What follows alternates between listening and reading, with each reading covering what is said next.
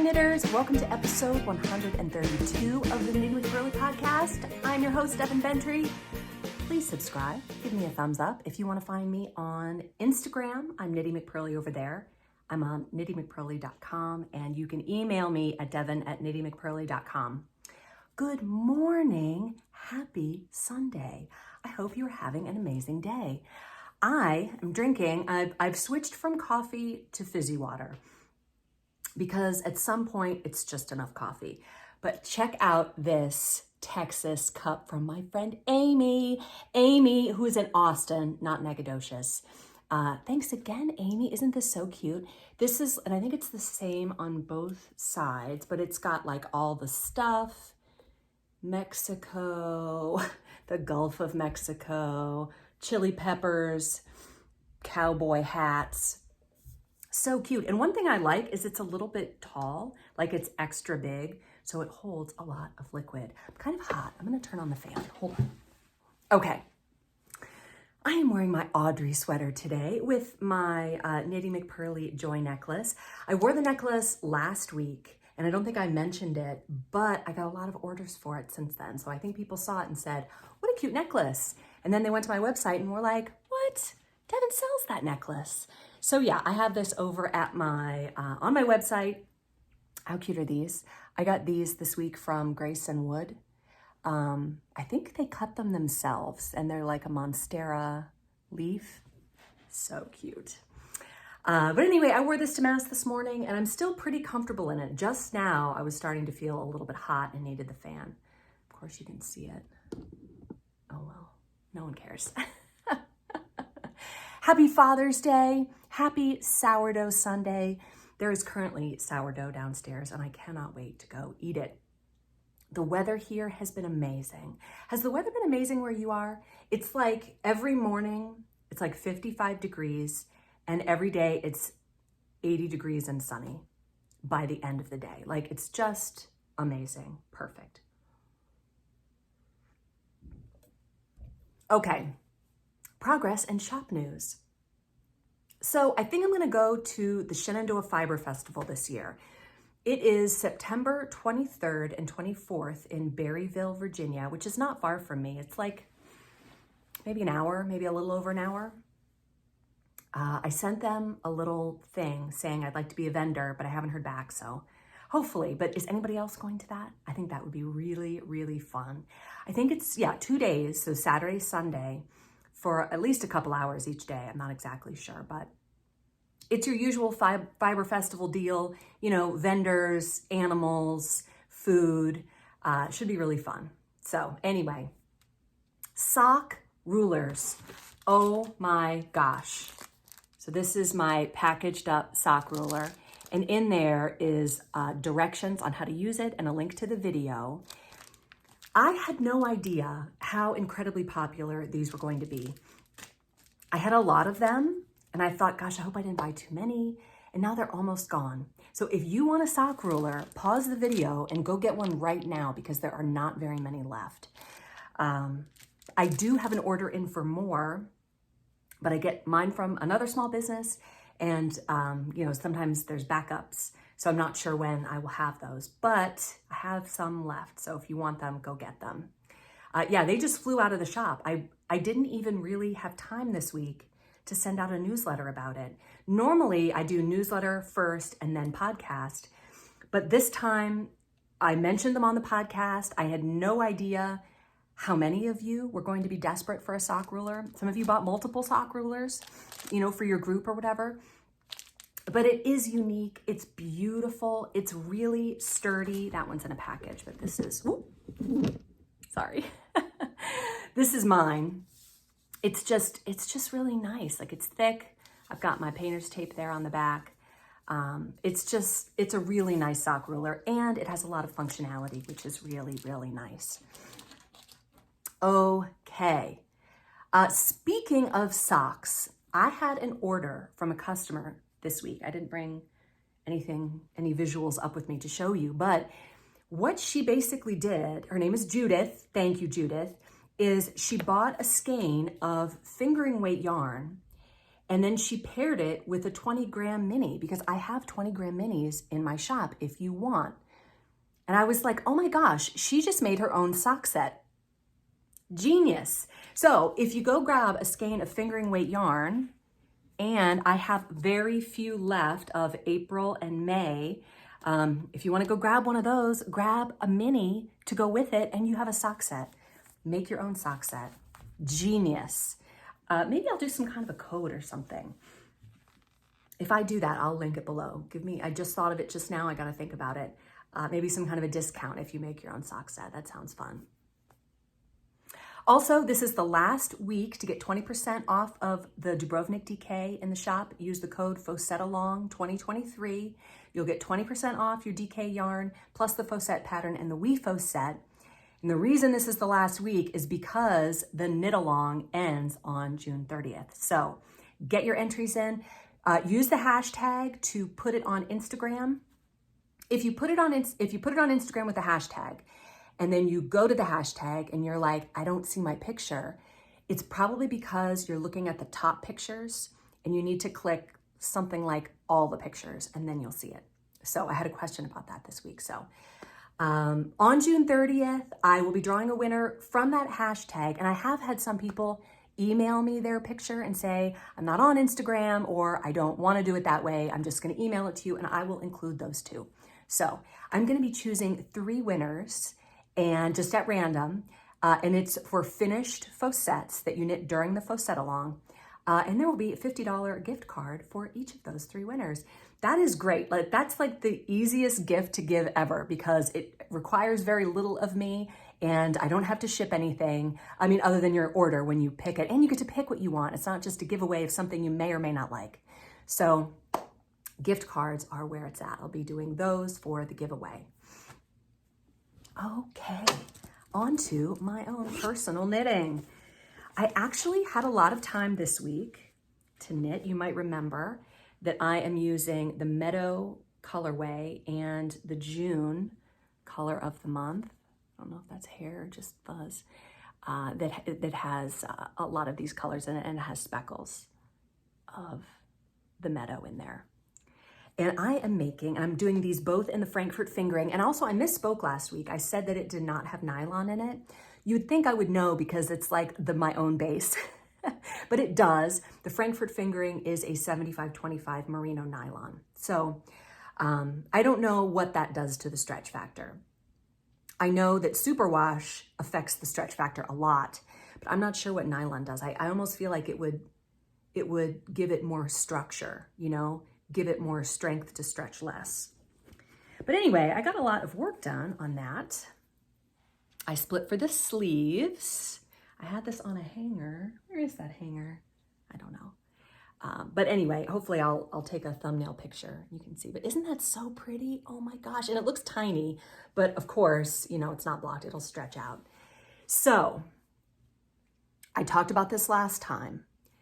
I started out with the cast on for the size 3, but then as I was doing the lace, I omitted the last increase to get to the stitch count for the size 3. Now, when you get here, after you split for the sleeves, is it after you split? Maybe before, it's probably before you split. Yeah, because there's a little bit of just knitting even before you split for sleeves. The directions in the pattern say, this is the stitch count you need to get to. So you're going to increase this many stitches, evenly throughout the round. And like I said, I wrote this pattern 3 years ago, so I don't remember all the intricacies of exactly how I did it. But I personally love that type of an increase where it's not super specific and you totally understand why you're doing what you're doing. Because sometimes designers put things in there, like for some reason, some sizes will increase by 1 stitch. And you're like, why is that? And I never know as a designer whether I should say so that you have an even number of stitches to, do your ribbing or whatever. But anyway, so what I did was I counted up how many stitches I had, and I looked at how many stitches I needed, and I was only about, 15 or 20 stitches short of what I needed to get to the second size stitch count.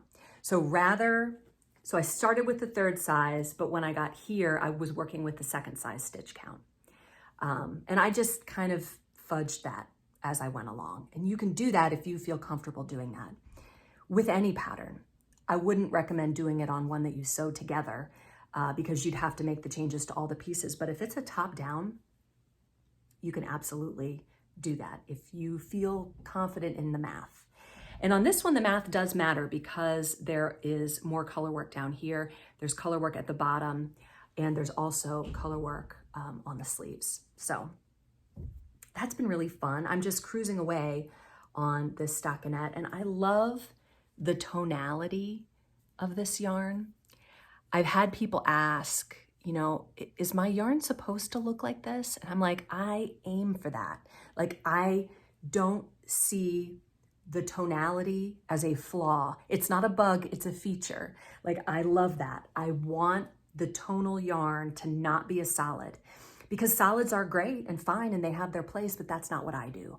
I like for there to be a lot of cool, interesting places of color in the yarn. So that's been really fun. I really enjoy that. Again, that's the Awaken sweater, and it's on my website. I'll link all that stuff down below so that you can see it. Okay. Oh, I also have the June color of the month. Let me make these look pretty. I have it in the Frankfurt Fingering Weight and in the Dubrovnik DK. And that's the one that I just showed you in the sweater. And you have 2 more weeks of time left that you can order this. I don't know if there will be some left over after. You know, like I said, there are a few skeins of April and May left just in the fingering weight. So you can go over there and get those if you want. And I have already dyed July's color.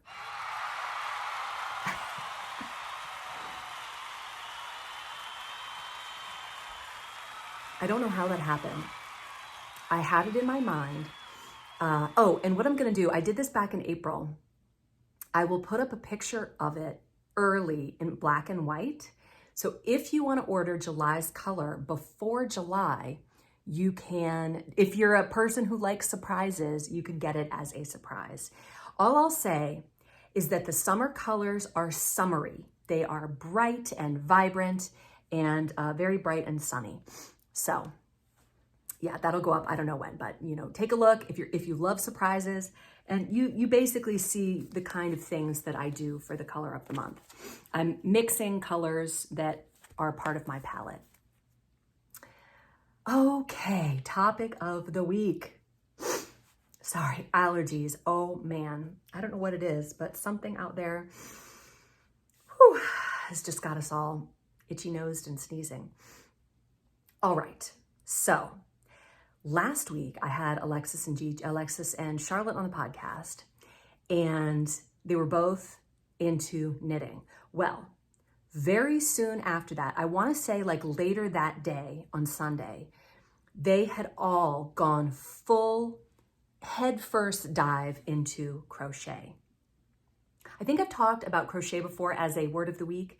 Crochet comes from the French word croche, meaning hook, and I think croc is the German, meaning hook also, so it just means hook. And I'm not much help with crochet. Like, I know how to crochet. I can follow a crochet pattern. I always have to kind of go look up the video to remember how to do it because I can't remember exactly how you do each stitch. But I've crocheted toys and hats and scarves. I mean, I've crocheted many things over the years. I learned how to crochet before I learned how to knit, but I'm still not that much help. Knitting, like, come to me with a problem and I can solve your problem for you. But crochet, I'm like, I don't know, Google it. So anyway, crochet took over the house. And I mean, I say it took over the house, but really it was just the 2 older girls who started crocheting. And Alexis was mainly making scarf-like things. And I could tell she was trying out different stitch patterns and different stitches. And she has just a ton of them, just a ton of rectangles and squares in her room. And so she had a lot of fun with that. And it's just been kind of a meditative thing for her. Like, she puts her book on, apparently with Kindle, you can have your Kindle read the book to you, which is neat. I guess it's like a robotic voice. It's not like Audible, but she'll listen to her book and, you know, sit there and knit and crochet. And but Gigi was having none of it. She was not going to allow her sister to one-up her. So I'm just going to cut right now to the video of me and Gigi. I had her on the podcast. That was before I pulled myself together a little bit more. But also, so Gigi brought her chair in here, and her chair is super low. So I lowered down my chair. So it's a little ridiculous, but whatever. It's fun. Yeah, here it is. Selfie, you look weird. Oh, okay. Okay, so here we are with Gigi. I know. I've been crocheting. Show us. Okay. Before you show us, Yeah. do you feel that perhaps your sister's appearance on last week's podcast had anything to do with... So they were like knitting these squares and they were crocheting them, and I was like, or they started talking to me when I was playing Mario. They're like, we were on the podcast. Why haven't you been on the podcast in a while? I decided to one-up them. So while they were showing their little squares, not to like demote whatever they did or anything. No, not at all. No, but they never just crocheted some little squares. That was cute. Yeah. You know, first timers, they're always like sweet like that. So I knit a potato, crocheted a potato. Isn't he derpy? He's so unhappy. I love him. And then I feel like even though potatoes aren't blue, he kind of embodies the color blue. The potato. Yeah. And with the face. Like a moldy potato.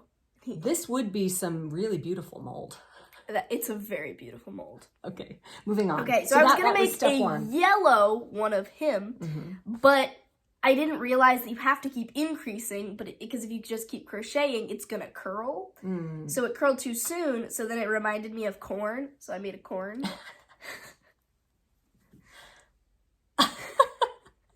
So I love his like dancing, like. So Gigi made this when I was not home, and when I got home, she comes up to me and holds it up, and I went, oh! It was the biggest reaction I've seen in a while. That's what I did. Yeah. And my husband was like, it's not no knitted thing deserves that reaction. He was, corn. But wouldn't you if you saw that? Oh my gosh. Man. It was so cute. But he just looked at me like, you're pushing it. So this one, the first sweater my mom made was the pink duck sweater, which is for me. And I found that yarn, and I was going to knit, again, a potato.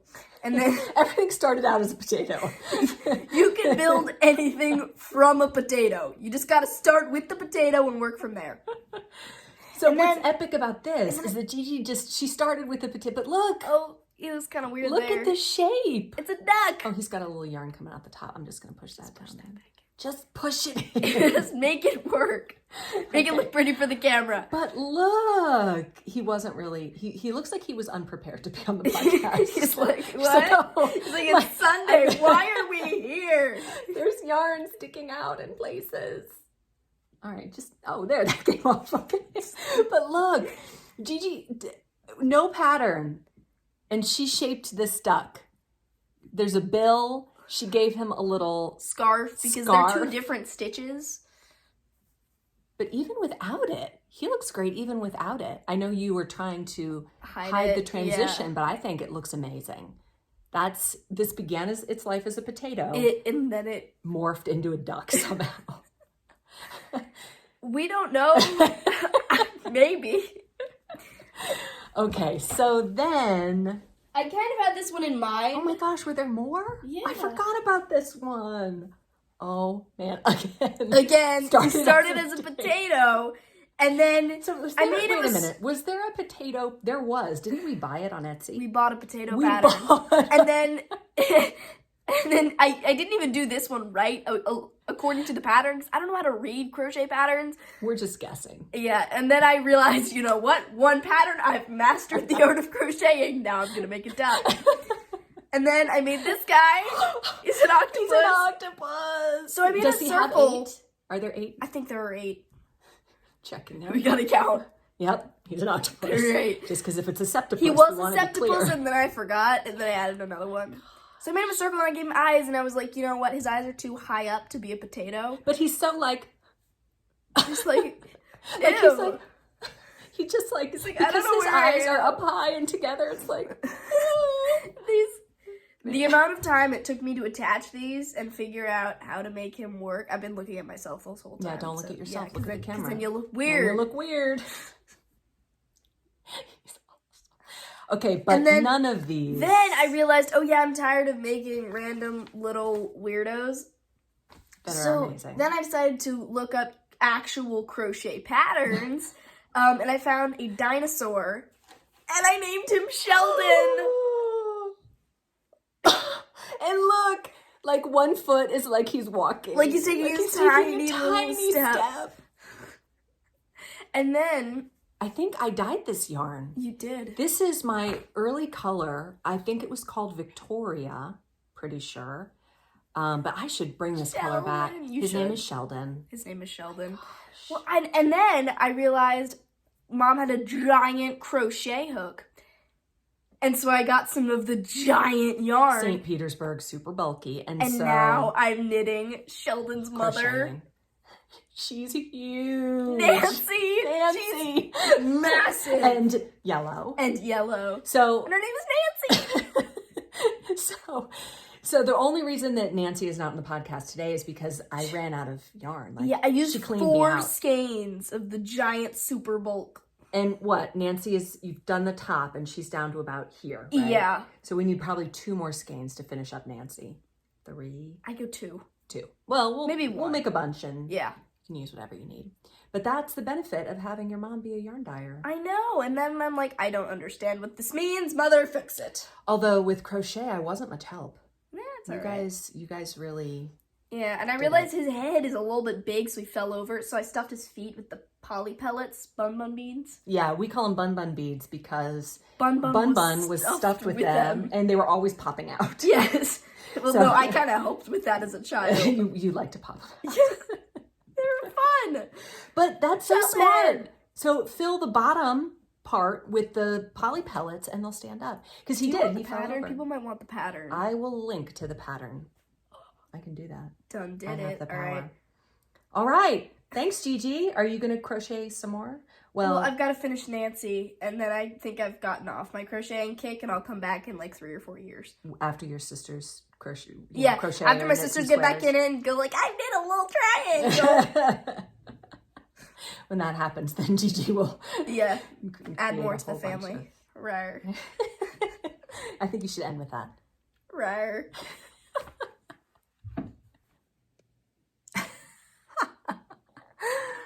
I have so much fun with Gigi. She is just hilarious. We have this Pesta quality. Pesta is my maiden name. And I don't know what it is. Like when I get together with my family, we just laugh a lot. And Gigi is just that way too. And I don't know what it is. It's an indefinable quality. But anyway, crochet is newer than knitting. There are knitted items that have been found that date back a long time. One source that I saw said 11th century AD, but I feel like we have Egyptian knitting, but I think that might be nail bending or nail binding, or I don't exactly know how to say that, but it looks a lot like knitting, but crochet is more recent. There are references to crochet that are in like the 1500s, but most of it comes from the Victorian era, again, with the Victorians around the 1840s. And then, you know, in the United States, especially in the 70s, crochet became very, very big. Okay, moving along to the comments. I have a lot of comments this time, and I have a lot of comments from email too. I had many people email me, and I thought their questions or comments were very interesting, and I wanted to share them with everyone. Sherry, oh my gosh, Sherry, I love you so much. The wonderful woman who shared last week's story. She's never knit a colorwork sweater before. She's working on the Fossette, and she says, I've been working on the Fossette all week. I'm only on row 26. I have done rows 1 through 26 multiple times. The issue I am having is that, number 1, I've never done color work before, honest. And number 2, every time I change color at the marker, it leaves a hole.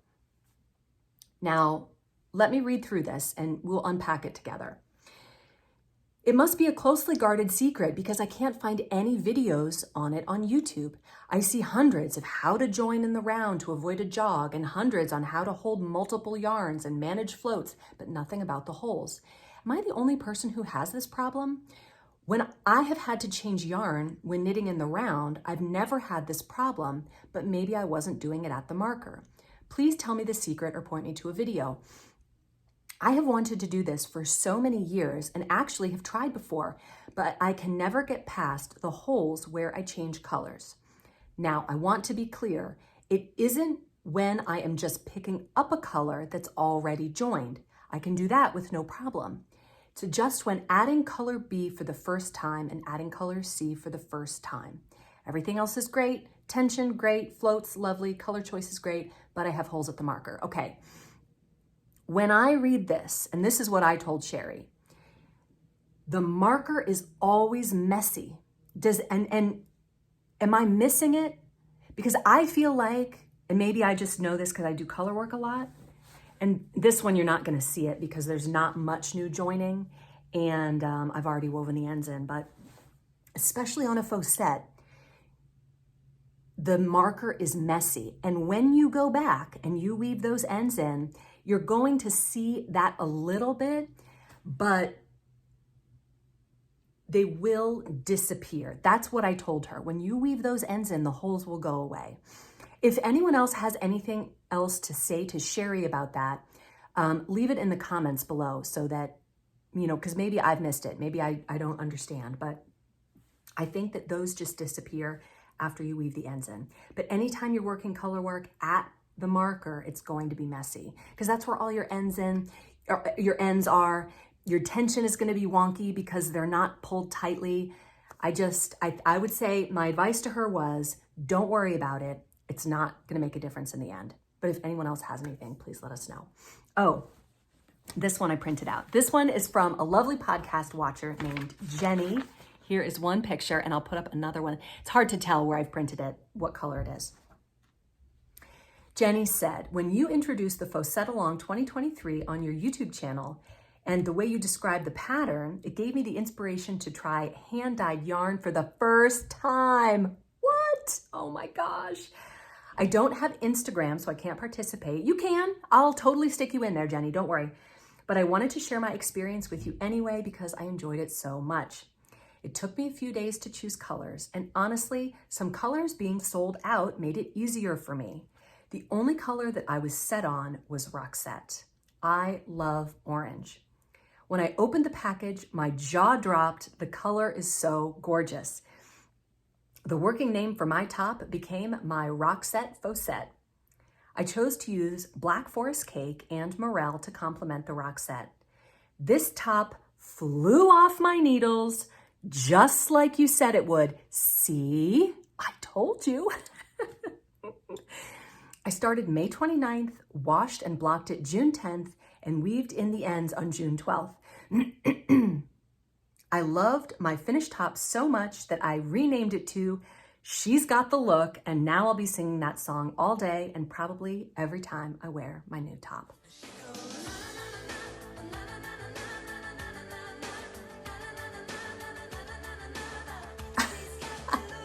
Now you're going to be singing it all day too.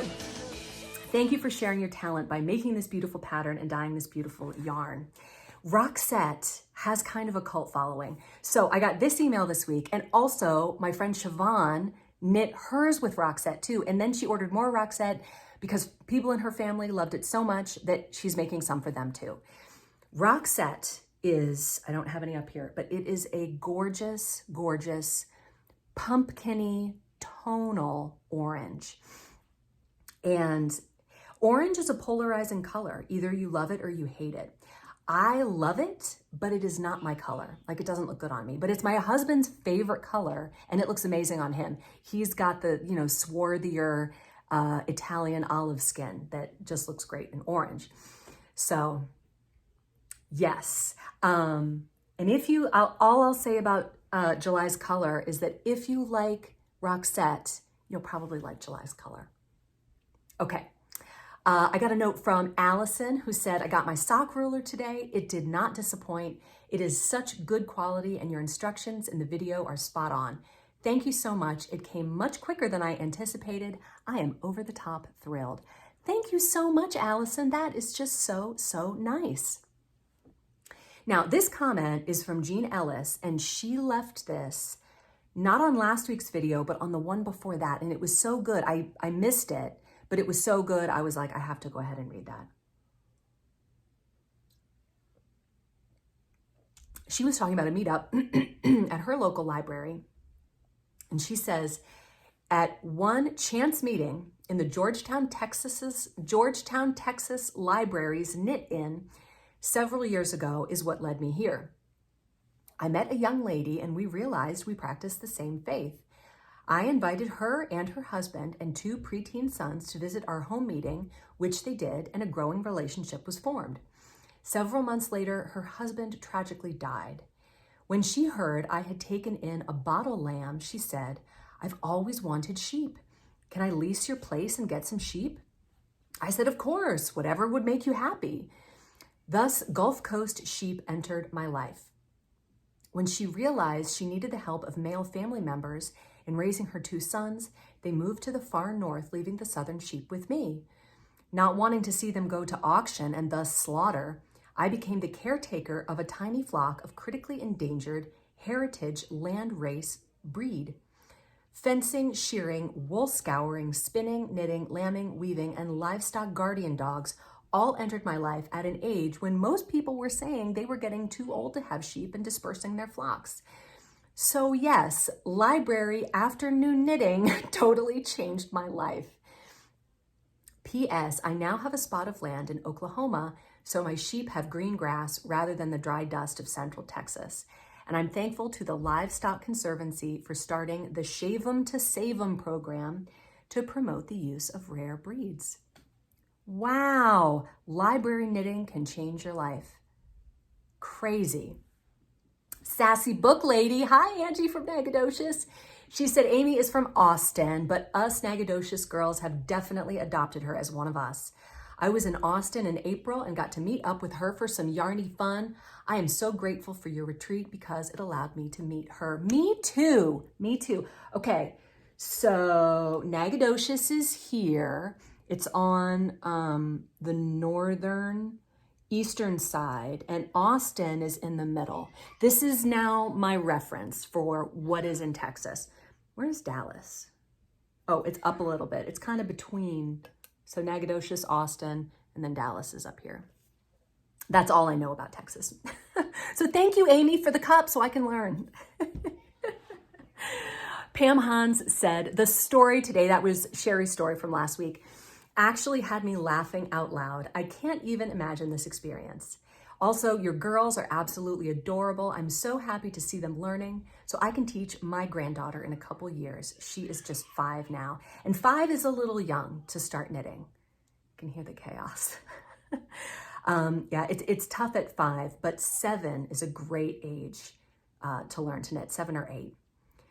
When I see you with your children, I sincerely wish you could have been my mother. You are so kind and patient. Well, that is just the nicest compliment I have gotten all day. I am not always patient. Patience is probably the virtue that I really struggle with the most. But that said, I'm more patient with human beings than I am with technology. Like when the computer doesn't work, I just want to throw it out the window. Therese said, Alexis is adorable, and I'm so happy y'all have another thing to bond over. Me too. My oldest daughter, who's way older than Alexis, recently took up crochet. We have so much fun chatting and sharing about yarn and projects. I love that. It totally brings people together. It feels very throwback to me and therefore great. I also love hearing about new podcasts. I always need new people to watch. My friends and I started one recently called Knit Night. Night is spelled N-I-T-E. We record on Mondays and hope to go live often and have guests. I always love having new people in our community, so I will see if I can find that one and link it below. I apologize for the insanity. Good grief. I'm just gonna ignore it. And it's Father's Day, so I think my husband's ignoring it too. They'll figure it out. Kim Klinger said, that knitting group sounds fantastic. I'm just gonna go check. Hold on. Since it's Father's Day, I figured I should probably go check. Don't want to destroy nap time. But as I was walking back out of the insane asylum that is that part of the house, I saw Alexa sitting on her couch in her room, and I don't know whether she's knitting or crocheting, but she's working. Anyway, Kim Klinger said, that knitting group sounds fantastic. I would love to join them every time. I love people and all kinds of people. Me too, Kim. I think I probably would have just sat back and listened. And I get it, you know, whenever we encounter people who are like totally different from us, it can be a little bit jarring. And I think that's how Sherry felt, and why she gave us so much background on how kind of sheltered her early life was. And so this was just something completely outside of her experience. And that's why it was so funny. But I agree with you. I love people who are different from me, and I will just sit there and talk to them all day long because I love people and I just think they're interesting. And the more different they are from me, sometimes the more I like them. So Edie Schwartz says, Devin, I absolutely love your style of podcast. It is the perfect blend of genuine honesty, fearlessness, and humility. Thank you for generously sharing your life with us. Well, thank you so much, Edie. That's so nice. Now, if only I could have some sourdough Sunday bread, my life would be complete. I know. If I could pass it out through the screen, I absolutely would. There is nothing better than homemade bread. Well, now that I think about it, your Dubrovnik DK yarn is absolute perfection as well. I just cast on for my first faux set, and I am in love with the stitch definition and the velvety feel of the yarn as it flies off the needles. I just ordered another 4 skeins. Well, I hope you love it, Edie. It is just so great. I agree with you.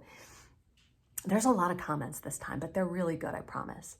So Jen V had a great story about Ireland. I probably would have put this in my So Here's What Happened section, but it's more of a travel story than a knitting story. So, because I told that story last week about my experience in Ireland, she says, Devin, your Ireland travel story, I have one for you. Several years ago, my husband was sent to Germany for extended duty. I was able to go over and see him for a few weeks. I was stoked to go to the Woolmeise shop because at the time they only sold out. Oh, this is Germany. Oh, okay, Germany. I guess they're great too there.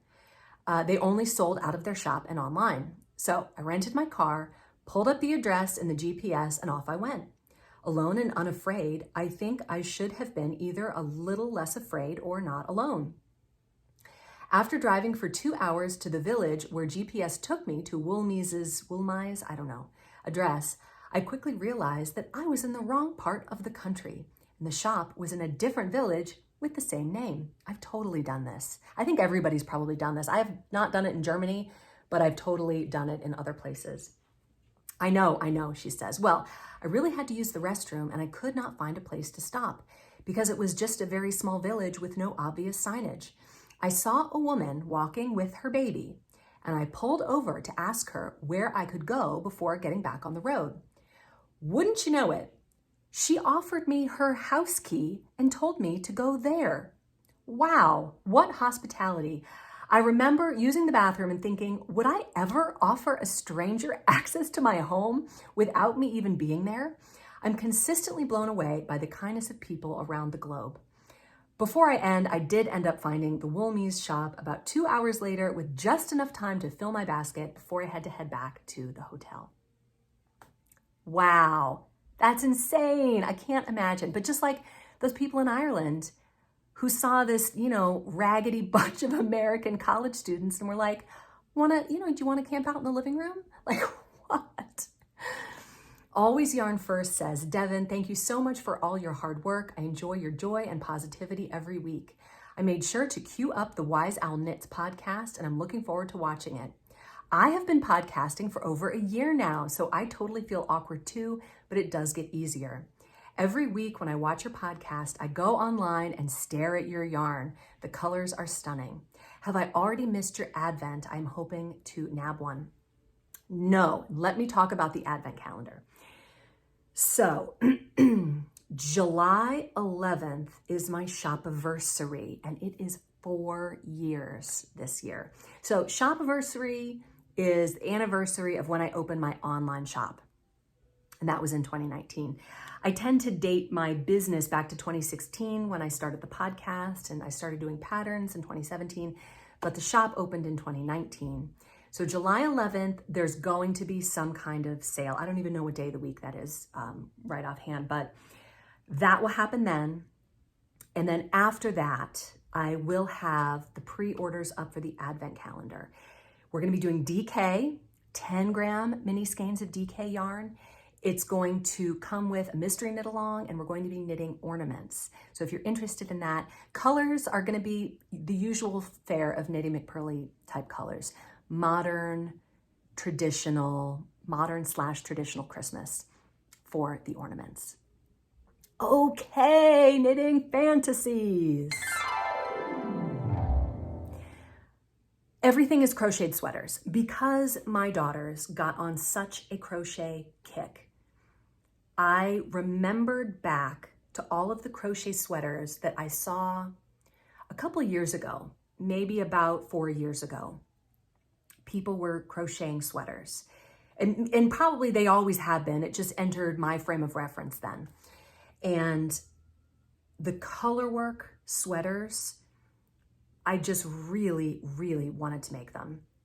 So I found this designer on Etsy. She is Brianna K Designs. I will link all of these patterns down below, along with her Etsy shop. She has a ton of crochet patterns and a ton of colorwork ones. They're just so, so pretty. So needless to say, I have never crocheted a sweater. I've done hats and toys, like I said, but never a sweater. So I have chosen 3 of her sweaters to share with you today. All of them are worsted weight. They all come in 9 sizes. So she's very consistent that way. I think they're all $8 patterns, which I think is fine. The first one is called the Fawning Over You sweater, and I love it. I just think it's so gorgeous. I love how she shows it in more than one color palette. That's really nice. Takes a lot of time to do that, but it's really nice to be able to see. It's just so gorgeous. I love it. I think I might need to do it in some Knitty McPurly colors. Don't you think it would be amazing? Oh my gosh. So that is the first one, the Fawning Over You sweater. I've been fawning over it, definitely. The second one is called the Traveler Fair Isle sweater, and it's not that different, but it's a little bit different. Looks like there's a bit of a stitch pattern kind of in the body of it, you know, something that's not just plain single crochet or whatever, I don't know. But it's gorgeous, again, shown in more than one color palette. And the third pick is probably of these 3, probably my least favorite, just because it's the plainest, but it is the Pine Fair Isle. Would be a great kind of Christmassy knit. That'd be a great Christmas sweater. I love it. Anyway, they're all really, really pretty. All worsted weight, all come in whatever size you are. So that is super, super nice. Oh, before I forget, I didn't have this in my notes, but I came back up here and saw it, and I wanted to show you. This got ripped somehow, but I placed an order to Woolen Works Designs, and oh my gosh. So I ordered this bag, and it has this beautiful leather handle, and it's just gorgeous. And on the inside, there's this, it's just for cuteness, but it's also a little loop, like you could attach something there if you wanted to. There is a phone pocket. Is that a phone pocket? No, something else would have to go in that pocket. And then there is a zipper pocket too. It's just so, so beautiful. And the craftsmanship is amazing. It's got the Woolen Works Designs thing on there. It's so much more beautiful in person. Everything is more beautiful in person. Yarn, bags, but this is it's like a waxed canvas, but it's not waxy. It's just really, really nice. I can't wait to use it. When I got it, I put it up here, you know, with my podcasting stuff, because I was like, well, I've got to show this on the podcast, but I really want to use it right now. It's just so beautiful. It's very fall. But they live in Oregon and lots of trees, and It's very Oregon, I think. And they also sent me these beautiful little progress keepers, stitch markers. There's like a compass and a little cross and a little acorn. And these, really cute. I think that you wrap these around your skein, like, let's see, you know, to keep it from coming undone. Is that right, Barb and Amy and Aaron? Yeah, and so then it just kind of keeps your skein from unrolling. I'm just gonna pop that in there. Oh, so cute. It's like this little stretchy t-shirt fabric. Adorable. Thank you so much, ladies. I love it so much. Okay, finally, so here's what happened. Wouldn't you know it, Anne-Marie comes through again, sending me more of the paper. This is from the Epic Times again. And if you are an Instagram person, you probably recognize this handsome young man. His name is Jonah, and I have followed him for years, actually. But I thought it was really cool that the Epic Times did a story on him. So he is 15 now, like he's like officially a big kid. And he was adopted when he was 6 months old from Ethiopia. And this is special to me because one of my very best friends, who is not a knitter, she has an adopted son from Ethiopia too, very similar in age. I think he's about the same age too. But yeah, it's just a wonderful story. So like, look at this. This is Jonah's library, where he raised enough money with his crocheting to build a library in, I don't know where, Africa, maybe Ethiopia. But it says adopted teen crochets for Ethiopian hometown. And that's what he does. He's not a knitter, he's a crocheter. So this kind of fits into the overall theme of the podcast. 15-year-old Jonah Larson, whose dream is to become a surgeon one day, is a master at crochet. And he taught himself the craft when he was 5. What's even more remarkable is that he's using his skill to change the lives of school children in Ethiopia, where he was born and adopted as a baby. Larson, who lives in La Crosse, Wisconsin, sells his gorgeous handmade creations on his website, Jonahs Hands, and that's, I think, what his Instagram name is. I think it's Jonahs Hands. He's raised enough money to fund a library, a science lab, new desks, and restrooms in the rural area where he was born, partnering with a US-based charity, Roots Ethiopia. And the Crochet Wonder was awarded the 2023 William R. Sims Award for Outstanding Youth in Philanthropy on April 18th. Now, so this is what Jonah says. Now we're working on giving them a soccer team and all the accompanying equipment, like goals, uniforms, and soccer balls. And then our next step is to move on to fixing up and renovating the high school, the talented team told the Epic Times. Isn't that great? Oh my gosh, I love it. So you can see his whole face there.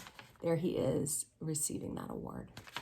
Isn't that great? So I have to admit that I've been following Jonah for years, like I said. And I always wonder when I see children on social media doing stuff, like it makes you wonder, like I don't know anything about his family, but it makes you wonder if it's them doing it or if it's the parents doing it. You know, I don't know if it's an exploitation situation or not, and I always feel a little like, I don't know. But this article really kind of put my mind at ease about that. It does not seem to be that at all. Larson discovered crocheting when his aunt, who likes to sew, gave him and his 2 siblings a bag of leftover crafting supplies to look through. In that bag was a crochet hook and some blue and green wool. I grabbed them, went to my mom and asked, "What's this? How do I use it?" Jonah said. Jen, who is his adoptive mother, explained a little about crochet and found a simple tutorial video describing how to create a dishcloth. After an hour, the little boy was the proud maker of a blue and green striped cloth, which the family still has. Fast forward 10 years, and Larson can now skillfully craft everything you can possibly imagine, be it intricately designed scarves, hats, cardigans, or blankets. As well as displaying his art projects on social media, fundraising, and auctioning designs for his business, Larson is studying hard at school and has big dreams for his future. "I'm going to go on to college and then med school and then residency and then become a surgeon. Academics are the priority and right at the top, Larson said, adding that education is a major priority for him and his parents. Since getting a college education comes with a hefty price tag, Larson sees his crafting hobby as a way of helping fund his tuition costs and kickstarting his way into adulthood. A large part of his profits are donated to charitable projects, though. He says, "It just seems like a win-win, and it was also a nice thing to do. My mom and I are just so proud of how far it's come." So it goes on, but I'll stop reading there. But that is just so great. Like, I just love it. Clearly, I think that kids doing fiber crafts are just a great, great thing. So thank you so much, Anne-Marie, for sending that to me. I really, really appreciate it. Thank you to all of you who have watched all this craziness. The horde is at the door. So if you have a knitting story, send it to me, because other than the wonderful comments that you guys leave me on the podcast, I don't have a good length, knitting story to share with you. I have a knitting story. Okay, I have a knitting story. Do you want to share it right now? What? You want to share it right now? The door's locked. If I unlock the door, do you want to share it? We're not live, but the video's still running. Go I ahead. have a knitting Go ahead, have a story. seat. You can tell your story and look at the camera. It's right here. Hi, everybody. You guys remember Alexis?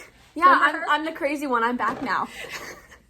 Okay, so I made a Kindle cover. I knit one in the last one, and then it ripped. So I made a new one, and it doesn't look as bad. It looks so good. You crocheted it. Yes. Oh my gosh. Yeah, it's flat on that. It looks so good. Yeah. Awesome. And then I crocheted. I was trying to do like in the round, and it's a tiny hat for something. Go get it. Okay. Okay. So I made a bunch of little things. This is a hat. Here. It's a tiny hat. Now you have to knit a tiny little gnome to go under it. I made scarves.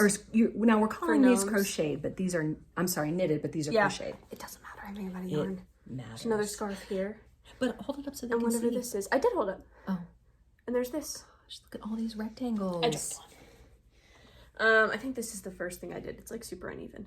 Well, that's how we learn stuff. And then look at this one. This one is like amazing. No, that's the first time I got it even on the sides here. Yeah, super good. Okay. Thanks, Lexi. Now I'll take all my stuff and I'll leave. All right. I can't wait Did to I miss see the something? tiny gnome. Okay, knitting. bye. Whew. Never a dull moment. Thank you so much for joining me. If you have a knitting story, send it to me. Devin at KnittyMcPurly.com. I will see you next Sunday, and happy Father's Day. Bye, knitters.